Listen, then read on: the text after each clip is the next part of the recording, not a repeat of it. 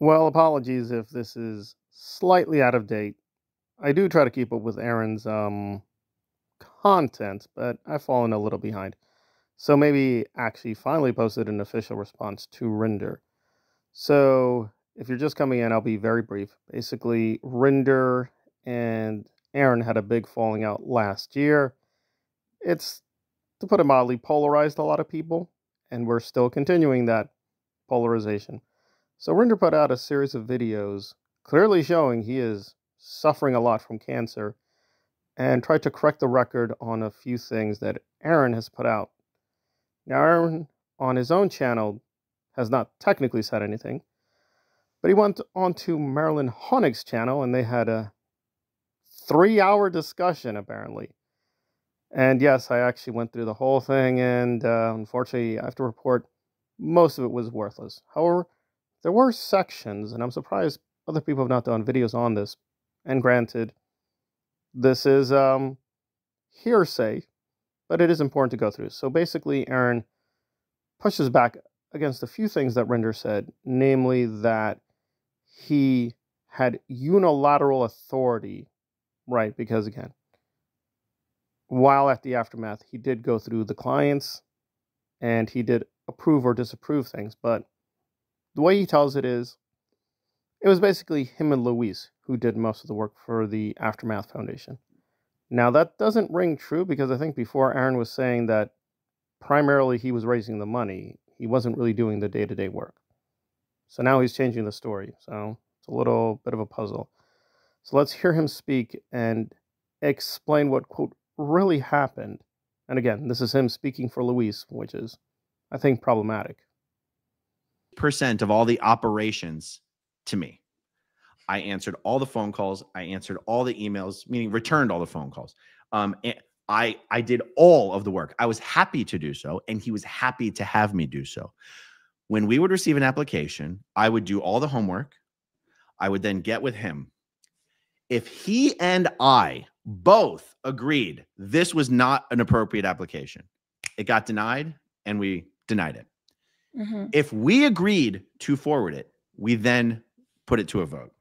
And the only thing that needed a vote was an actual request for money. So, okay, well, let's be upfront that obviously some people are here for the spectacle. So what is Aaron really saying? Well, again, this is based off emails and conversations with Luis. So obviously, we got to make a leap here that Aaron is representing Luis accurately. And let's good faith assume it is true.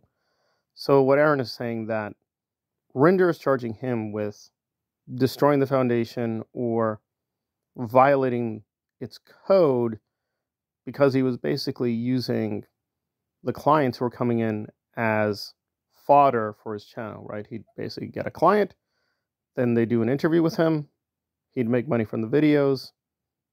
Ergo was a very corrupt relationship. So Aaron responds to that. Actually, Rinder on his podcast was using some of these guests. So basically, Aaron was helping him. And I guess he feels mad he's not getting more congratulations. Okay, whatever. So what's the upshot here? I guess the upshot is that Rinder's framing it that Aaron's ego got out of control. And I've already done a ton of videos on this, so we'll be very brief. But basically, Aaron was caught taking drugs, stealing money, misrepresenting the foundation, a lot of lying and gaslighting, and so on and so forth. And these scandals just kept accumulating. So Claire, Rinder, Mark, and the others made a decision to push him out. So now Aaron is trying to revise the record that it's not his ego that was out of control. It was Rinder's ego that was out of control. And he actually has proof and evidence. But he can't release the emails. Yes. Did I do almost all of the work? Yes. But me and Luis were a team of two, and Luis always had final say. Always. If I disagreed with Luis, I deferred to Luis because that I have the ultimate respect for Luis. It was his baby, his show, his idea. His word was senior to my word, always. Because that's how we agreed that it would be. but that almost never happened that way. We almost always agreed on everything, but on the things that we didn't agree on, yeah, his word won.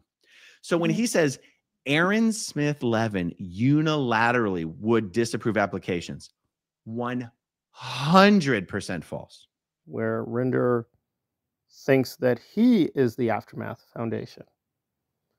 Now, this isn't totally new information.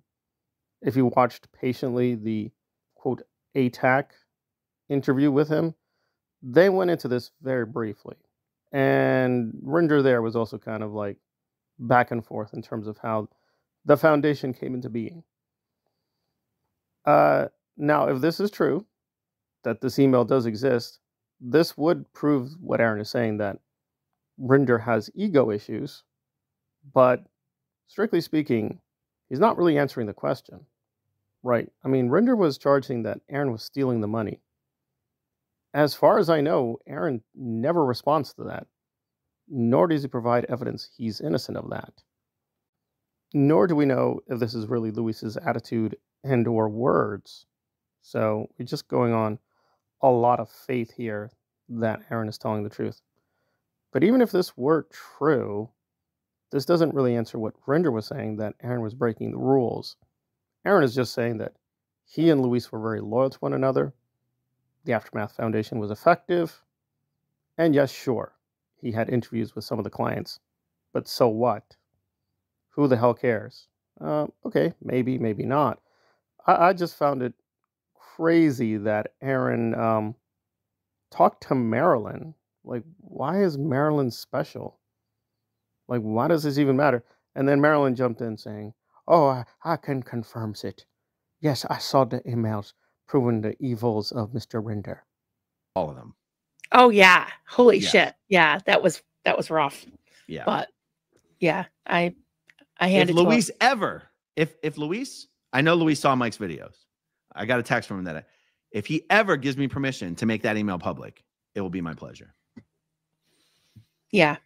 It was very, that's the thing is like, you know, I know enough. I've seen the Alex Barnes Ross emails too. And however, I'm not sure this really destroys at all what Rinder is saying. Right now, granted, it's very biased. I mean, the man is very sick, so he's going to appear to us in a certain way. So you got to be careful being balanced. However, even if Rinder was taking too much credit, that does not tell us the Aftermath Foundation was suffering for it. It just seems that Aaron wants to correct the record that Rinder is not as humble or gracious as he seems. Behind the scenes, apparently he is very egotistical. Now, obviously, it's a little laughable for Aaron to be criticizing someone else for being egotistical, because I am not exaggerating. I think of all people I am aware of, he is literally top 5 egotistical. Like, I've read, seen, and unfortunately had the misfortune to meet people who are insanely egotistical. And yes, they usually tend to be abusive and toxic. But Aaron criticizing someone else for being egotistical is just peak laughter. Like, okay. Right. And again, thus far, all we know of Rinder, even privately and publicly, whatever ego issues he has, they are way smaller than Aaron. So, okay, but again, it's good to get a more fuller picture. But let me just finish by mocking Marilyn and her claims to knowledge. Does she not understand what the basic controversy is? The controversy is Aaron running a cult? And her evidence he is not running a cult is he has privileged information and is sharing it with, quote, women who are loyal to him. Yeah, that's the definition of a cultist. But Marilyn's like, I've seen the emails myself. That's good. Good for you. I have not seen the emails. So far the emails don't exist yet. And there we are. But let's say good faith. The emails say what they say. Okay, so the way Marilyn is being a, quote, good Christian is like, I will not allow Rinder's ego, which is sinful, to destroy the Aftermath Foundation. Okay, so she's hooked up with Aaron. So is Marilyn going to make the case that Aaron is secretly Jesus? Or that he does not have an ego? Like he's a pure Buddhist? He has zero ego? He has no self? That would be very interesting. Please provide evidence of that. Or is she saying, yes, he's very egotistical, but he's helping people? Okay, fine. How does this work with Jesus or the teachings in the Bible? I mean, literally one of the major lessons of the Bible is pride is bad. Pride is sinful. And whatever this video was that they put out, it is full of pride. Not Rinder's pride, not Claire Headley's pride, their pride. So I'm not getting how she is not committing a sin and will not be going to hell if there is a hell. Now, I get it, Marilyn is not exactly a brainiac. She's not super intellectual. But really, it's quite ridiculous to say, we all know Rinder's evil because his ego is so massive. Okay? And she's literally directly talking to Aaron, who, in this video, as elsewhere, shows he has quite an ego. So, I don't know. Maybe she has a radical interpretation of the Bible where Aaron and his ego are still Jesus-y in some way. Well, call me a skeptic, but I'm going to have to see some passages that prove that case, which she nowhere cites, by the way. So I guess the Church of Uranus has the case against Rinder because their egos are, yeah, it's there, but they're actually very moderate and nice egos. They're just helping people all the time. They've never hurt anyone and never lied about anything.